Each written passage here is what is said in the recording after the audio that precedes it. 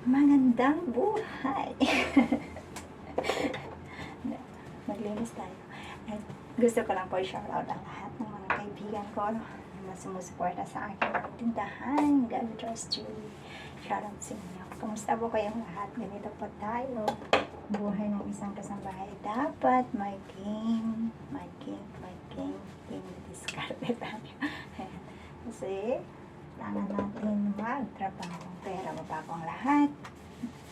Salamat ako sa Panginoon nating makapangyarihan sa lahat. Na siya po yung ating gabay, lakas at patnubay. Ano man ang dagok natin sa buhay, palagi lang po natin tandaan na ang Diyos po ang ating kaagapan. Wala po tayong ibang maipagmamalaki. Wala po ako, wala po akong ibang maipagmamalaki sa lahat. Kundi ang ating pananalig at pananampalataya sa ating mahal na Panginoon. Salamat sa Kanya kasi hindi niya ako binigo sa aking panalangin. Ang panalangin ko sa Kanya ay, Panginoon, sabi ko noon sa Kanya na, bigyan mo rin po ako ng amo, bigyan mo rin po ako ng trabaho. Kasi ayaw ko po, Panginoon, na bumalik sa Pilipinas na walang-wala, di ba? Kasi sabi nga kasi noon, ganito po yan, sabi ng pastor, decided na po ako before na for good, na magpahinga na muna kasi pagod, pero bawal po sumuko mga lalab sapagkat wala pong ina na sumuko. Nasusukuan ang kanilang mga anak. Ayan, kaya sabi ko sa Panginoon, Panginoong Jesus, alam mo po na ang anak ko ay magkokolehiyo na. Sabi ko, kaya kailangan ko ang trabaho. Kailangan ko ang gabay, tulong at patnubay na nagmumula sa iyo. Panginoong Jesus, alam ko na may mga taong ibigay ka na tumulong sa akin. May mga, kasi ang hirap ko, mga bayaw ko, tinutulungan naman nila ko. Pero mga lalabs, we must be. Ayan, kailangan hindi po tayo umasa sa tao because we have kanya-kanyang buhay, di ba? Na kanyang family. So, salamat sa Diyos at kanyang pinakinggan niya ang aking hiling daing sa kanya. Ingatan niya ako, nabigyan niya, na palakasin niya yung aking pananalig at pananampalataya sa kanya. Kaya muli dito ang inyong lingkod, umamang trabaho sa pangalan ni Jesus. Sa kanya po lahat nagmumula kung anong meron ako.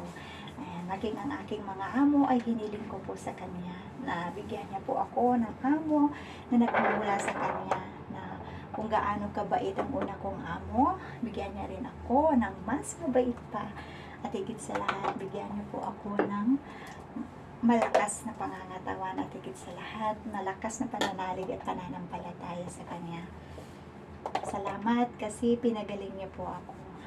Kasi sa araw ng mga pusong ito, ang puso ko ay nag-uumapaw ng saya sapagkat ang Panginoon ang aking kasama. Siya po ang aking kasangga. Ano man ang mangyari, alam ko na may kakampi ako. Yun po ay ang ating mahal na Panginoon Jesucristo. Tayo mga ka-God we trust, wala po dapat tayong ibang unahin sa buhay natin, kundi unahin natin ang ating relasyon sa Panginoon. Kung meron man dapat tayong ka-date, ka-Valentino dito sa mundong ito, sa ngayong araw ng Valentine's, una sa lahat ay siya. Unahin natin ang relasyon natin sa Kanya. We examine ourselves, kung paano natin, kung ano ba yung, di ba? Kamusta kayong relasyon ko sa Panginoon? Kasi tayo, lagi na lang tayo nakafocus sa ating partner, sa mga mahal sa buhay. But first of all, always remember, hindi natin mahalin ang ating pamilya, because family is love. Family ay yan po ay nagmumula sa Panginoon. Biyaya po yan na nagmula sa ating Panginoon. Ngunit mga ka-God we trust ko, unahin natin ang ating relasyon sa ating Panginoon. Kamusta po yung relasyon ninyo sa ating mahal na Panginoon? Ako noon,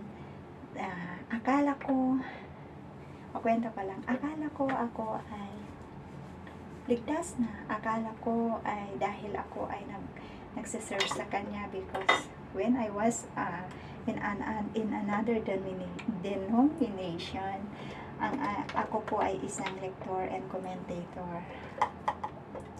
But, mga ka-God with trust, hindi po yun yung assurance. Kahit ngayon, kahit yung tayo ay, how to say, akala na natin ay nasa Panginoon na tayo, akala natin ligtas na tayo, pero, mga ka-God with trust, without repentance, ayan, kung repentance, no repentance, I mean, no salvation. Kaya, I really thank God kasi He revealed kung ano po yung dapat kong isuko sa Kanya. Kung ano po yung dapat kong gawin sa buhay kong ito. Salamat kasi ibinigay niya sa akin ang puso na nagmumula sa Kanya. Yung puso at isip, lalo't higit na yung how to say, pagtutuwid niya sa akin. Kasi mga ka-God with trust, may time na akala natin is okay lang, normal lang, na ganito talaga yung buhay. But, or maybe na naiisip natin na, pagsubok lang to ng Panginoon sa akin, ganito lang. Ang dami nating, how to say, guni-guni.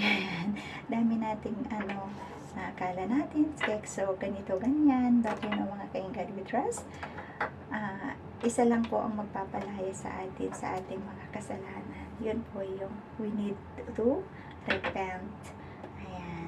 Gusto ko lang i-share because ako, before I was very, akala ko ligtas na ako, tulad ng sinabi ko sa inyo, na akala ko porque humingi na ako sa Panginoon ng tawad sa lahat ng mga kasalanan, although isinuko ko na lahat sa Kanya, but God is faithful. Ayaw niya na, hindi po siya ganun lang na magpatawad. On process po yung pagpapatawad ng Panginoon. Ang Panginoon ay handang magpatawad, but kailangan natin humingi ng tawad sa tao kung sino tayo, kung kanino tayo nakagawa ng kasalanan. Ang Panginoon ay nais niya na tinuturuan niya tayo na magiging humble, na tinuturuan niya tayo na maging masaya sa pamamagitan ng kanyang presensya. Hindi yung masaya tayo, yung akala natin by feeling. No, mga ka-God with trust, we must be, surrender everything to our Lord Jesus Christ. At kung nasa Panginoon po tayo, natanggap na natin ang kanyang banal na Espiritu, ano man ang sinasabi ng ibang tao sa atin, hindi na tayo apektado dahil alam natin ng Panginoon mismo ay tinatawad niya na tayo. Kaya salamat sa Diyos. Ayan, sa araw ng mga puso. Tapos puso po akong humihingi sa Kanya ng sobrang pasasalamat, sa Kanyang lakas, sa Kanyang gabay at panubay, higit sa lahat, sa banal na Espiritu na ipinagkaloob niya sa akin at sa maging sa inyong lahat. Kaya kung mayroon man dapat tayong hilingin ngayong araw ng puso, yun po ay ang puso na nagmumula sa ating Panginoong Hesukristo.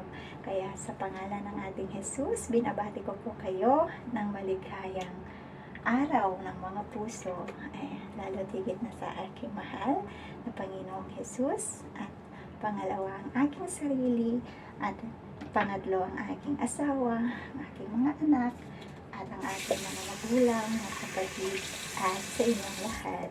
Ayan, ako po ay nagtitiis, ako po ay nagpapasalamat na sobra-sobra sa ating mahal na Panginoon. Sa araw na ito, naway gabayan, ingatan at patnubayan niya tayo, ilayo niya tayo sa masama, at ipagkaloob niya sa bawat isa sa atin ang banal na Espiritu na nagmumula sa Kanya. Yan lang po, at nawa po ay may napulot po kayo sa mensaheng ito. Mensaheng ito na nagmumula sa ating mahal na Panginoon. Ingatan niya tayo, gabayan at patnubayan niya tayo. Palagi niyong tandahan na ang dasal ay wala pong bayad, pero may supli po yan, mga ka-God. I love you with the love of the Lord. Thank you and God bless. Please like and share my channel and God we trust TV. Bye!